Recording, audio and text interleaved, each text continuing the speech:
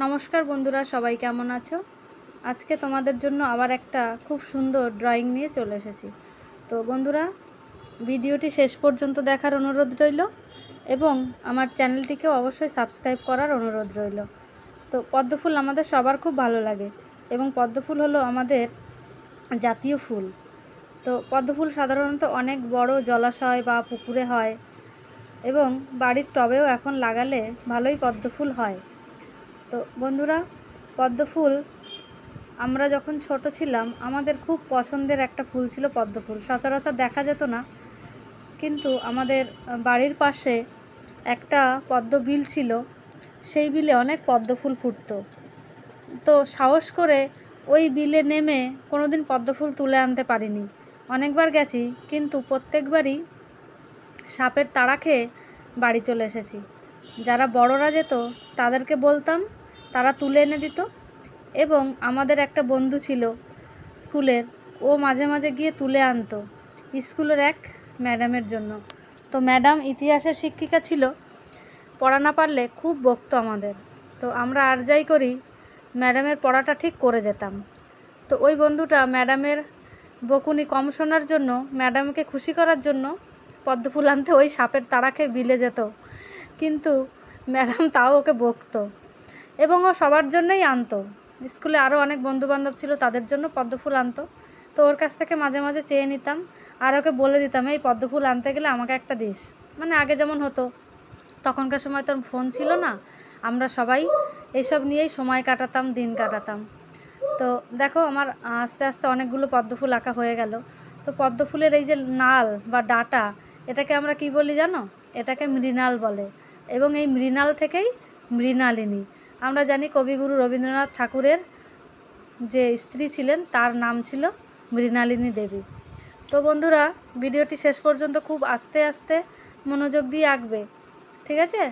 তাহলে খুব ভালো হবে। এবং পদ্মফুল তো খুবই দেখতে সুন্দর, পিঙ্ক কালার হয় বলে খুবই দেখতে ভালো লাগে। তো এখন তো বাজারে আমরা অনেক পদ্মফুল দেখতে পাই অ্যাভেলেবেল, কিন্তু আমাদের সময় এত দেখতে পাওয়া যেত না। ওই লক্ষ্মী পুজোর সময় একটু পদ্মফুলটা বাড়িতে আসতো, দেখতাম। তো এখন তো অনেক পয়সা, বা অনেক পয়সা বলবো না, মানে হাতে মোটামুটি পয়সা থাকে, তো আমরা পারলেই তো পদ্মফুল কিনে এনে, কিন্তু এখন আর সেই ছোটোবেলার যে ইচ্ছাটা, সেরকম আর ইচ্ছাটা নেই। ঠিক আছে, দেখছি, কিন্তু সেই সময় পদ্মফুলের একটা অন্যরকম আকর্ষণ ছিল। তো বন্ধুরা, এখন যদি তোমরা দীঘাতে বেড়াতে যাও, দেখবে রেল লাইনের দুপাশ দিয়ে যে জলাশয়গুলো আছে সেখানে অনেক পদ্মফুল ফুটে থাকে। এবং কলকাতার কাছে লেক টাউনে ভিআইপি রোডের পাশেও দেখলাম একটা জায়গা জুড়ে পদ্মফুল গাছ লাগানো হয়েছে।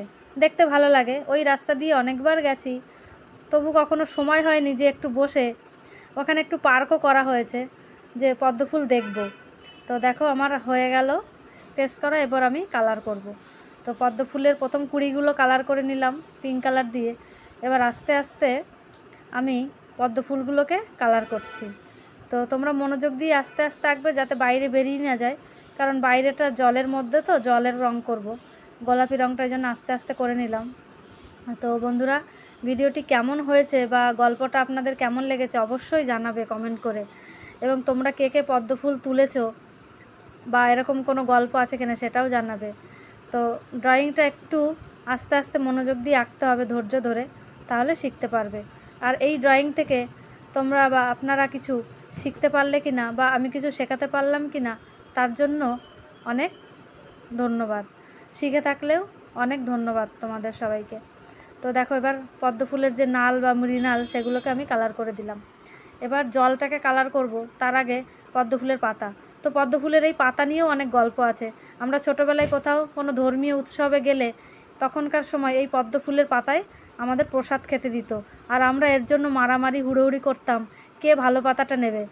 এবং যে পাতা দিত তার সঙ্গে বন্ধুত্ব করে নিতাম যে আমাকে কিন্তু ভালো পাতা দেবে, আর বাড়িতে একটা নিয়ে যাবো, তার জন্যও একটা দেবে। এরকম করে আমরা নিয়ে আসতাম। তো পদ্মফুলের পাতায় ভাত খেতে বা খাবার খেতে অনেক ভালো লাগে, তখনকার সময় খেতাম। তো থালার মতন অনেক বড় হয়, কিন্তু এক ফোঁটাও জল দাঁড়ায়।